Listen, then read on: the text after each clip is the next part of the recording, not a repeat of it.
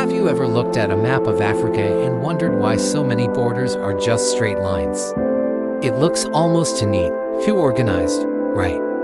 Well, those lines are a scar left behind by history, a scar that continues to bleed into the present day, fueling conflicts and shaping the lives of millions. Today, we're diving deep into the story of how colonial borders, drawn over a century ago, are still a major source of conflict across the African continent. Let's rewind to the late 19th century. Picture a group of European leaders gathered around a map of Africa in Berlin. This was the infamous Berlin Conference of 1884. With little to no regard for the people living there, they carved up the continent like a cake. They used rulers and pencils to draw straight lines, splitting ethnic groups, kingdoms, and ancient trade routes, while lumping together communities that had been rivals for centuries. Their goal wasn't to create stable nations, it was to claim resources and avoid fighting amongst themselves. The result? A political map that made no sense on the ground. Imagine your family, your community, your entire culture, suddenly split into by an invisible line drawn by people thousands of miles away who've never even met you. One half of your family is now in country A, the other in country B. You speak the same language, share the same traditions, but you're now citizens of different states, often with different official languages and political systems. This is the reality that millions of Africans faced. Groups like the Maasai in Kenya and Tanzania, the Yu in Ghana and Togo, and the Somalis spread across Somalia, Ethiopia, Kenya, and Djibouti were all divided by these arbitrary borders. This division created immediate problems. It weakened the social fabric of these communities and made them minorities in the new states they were forced into. It also laid the groundwork for future conflicts. When these African nations gained independence, mostly in the mid-20th century, they were faced with a terrible choice. Should they keep the colonial borders they inherited, or try to redraw the map? Redrawing the map seemed like a recipe for chaos, a Pandora's box of endless territorial disputes. So, the Organization of African Unity, the precursor to the African Union, made a pragmatic but painful decision to respect the existing colonial borders to maintain stability. But this stability came at a huge cost. It locked in the initial problem. Ethnic groups that were split apart started to dream of reunification, leading to secessionist movements.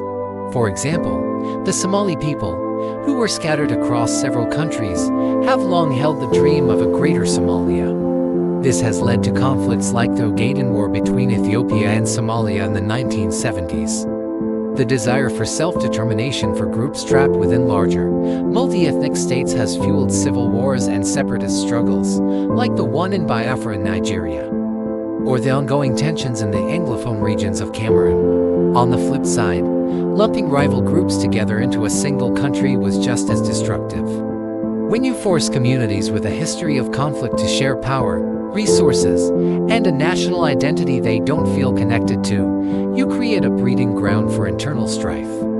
Politicians can easily exploit these ethnic divisions to gain power. They might favor their own ethnic group for jobs, resources, and political positions, marginalizing others. This creates resentment and a cycle of violence. The horrific genocide in Rwanda in 1990 for between the Hutu and Tutsi is a tragic, extreme example of how colonial policies exacerbated ethnic tensions that exploded into unimaginable violence. Let's talk about resources. Africa is incredibly rich in natural resources, like oil, diamonds, gold, and coltan. But guess where many of these resources are located? You guessed it, in border regions. The colonial scramble was all about resources, and the borders they drew often cut right through valuable deposits. This creates a powerful incentive for conflict. Different groups, and even different countries, will fight for control over these resource-rich areas. The wars in the Democratic Republic of Congo, for instance, have been heavily fueled by the struggle for control over its vast mineral wealth. A conflict made worse by porous borders and the involvement of neighboring states. These borders are not just lines on a map, they are real barriers that affect everyday life. They disrupt traditional migration patterns for pastoralist communities who need to move their livestock to find water and grazing land. The straight lines of the colonizers didn't account for seasons, for droughts, or for the ancient knowledge of the land. When these communities are blocked by a border, it can lead to conflict with settled agricultural communities or with state authorities. The Sahel region, stretching across countries like Mali, Niger, and Burkina Faso, is a flashpoint for these kinds of conflicts, which are now being exploited by extremist groups. So, what does the future hold? Is Africa doomed to be forever defined by these colonial scars? Not necessarily. There is a growing recognition of the problem. The African Union is actively working on initiatives to better manage borders, promote cross-border cooperation, and resolve disputes peacefully. They have a program specifically dedicated to defining and demarcating borders to reduce ambiguity. Regional economic communities like ECOWAS in West Africa are promoting free movement of people, which helps to soften the impact of these divisive lines and reconnect communities. People on the ground are also finding their own solutions. Cross-border markets thrive, where people trade, intermarry, and maintain cultural ties, effectively ignoring the political lines drawn on a map. These grassroots connections are incredibly resilient and show a powerful desire to overcome the divisions of the past. There are also efforts in peacebuilding and reconciliation that focus on healing the ethnic wounds created and exploited during the colonial era and beyond. It's about building a shared national identity that respects diversity rather than trying to erase it. It's a complex, long-term challenge. There are no easy answers. Simply erasing the borders now would likely cause more chaos than it solves. But understanding this history is the first step. When we see news of a conflict in Africa, it's easy to fall back on simplistic explanations. But more often than not, if you dig a little deeper, you'll find the faint, straight lines of a colonial map drawn a century ago, still casting a long, dark shadow.